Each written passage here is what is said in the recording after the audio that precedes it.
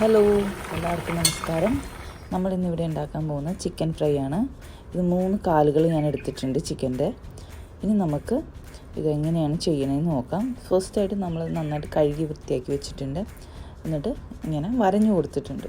വരഞ്ഞു കൊടുത്താൽ മാത്രമേ മസാല പുരട്ടിയാൽ അതിനുള്ളിലേക്ക് ഒക്കെ കയറി നന്നായിട്ട് പിടിക്കുകയുള്ളൂ. ഇനി ബാക്കിയുള്ള മസാലകൾ തയ്യാറാക്കാനായിട്ട് ഞാനൊരു ബൗൾ എടുത്തിട്ടുണ്ട്. അതിലേക്ക് ആവശ്യത്തിന് ഉപ്പ് ചേർത്ത് കൊടുക്കുന്നുണ്ട്. പിന്നെ ഒരു 1.5 teaspoon Kashmiri chilli, 1/4 teaspoon garam masala, 1/4 teaspoon കുരുമുളക് പൊടി, കുറച്ച് മഞ്ഞൾപ്പൊടി, 1/4 teaspoon garlic paste, 1 teaspoon ginger paste. ഇനി നമുക്കിതിനകത്തേക്ക് ഏകദേശം 1 ടീസ്പൂണോളം ലെമണും കൂടെ പിഴിഞ്ഞ് വയ്ക്കാം.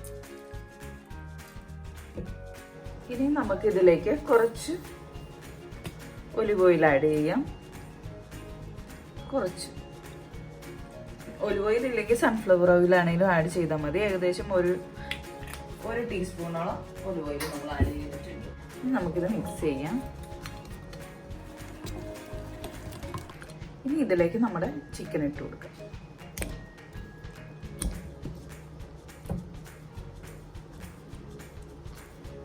ഇത് നന്നായിട്ട് കൈവച്ച് മിക്സ് ചെയ്യും.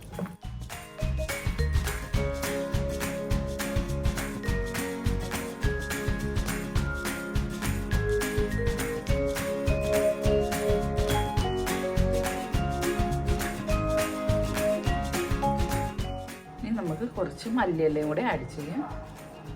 എന്നിട്ട് ഒന്നുകൂടെ ഒന്ന് മിക്സ് ചെയ്ത് വെക്കാം.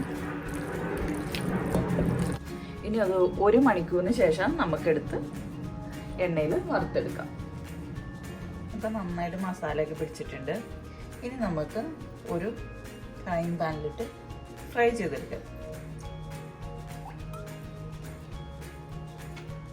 ഒരു 3 ടേബിൾ സ്പൂൺ സൺഫ്ലവർ ഓയിൽ ഒഴിച്ചിട്ടുണ്ട്. എണ്ണ ചൂടായിട്ടുണ്ട്. ഇനി നമുക്ക് ചിക്കൻ പീസ് ഓരോന്നോരോന്നായിട്ട് ഇട്ട് കൊടുക്കാം.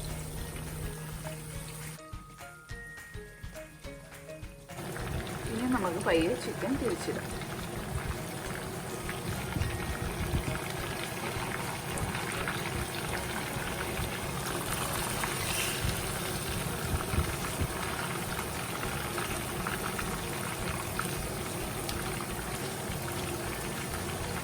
അങ്ങോട്ടും ഇങ്ങോട്ടും തിരിച്ചിടണം.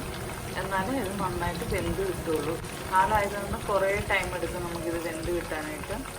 അപ്പോൾ അതിനനുസരിച്ച് നമ്മൾ അങ്ങോട്ടും ഇങ്ങോട്ടും മറിച്ചിട്ട് വേവിച്ചെടുക്കണം.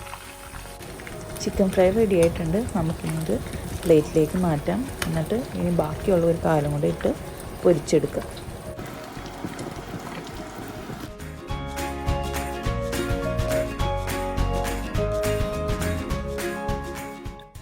നമ്മുടെ ചിക്കൻ ഫ്രൈ ഒക്കെ റെഡി ആയിട്ടുണ്ട്. എല്ലാവരും ട്രൈ ചെയ്ത് നോക്കണം.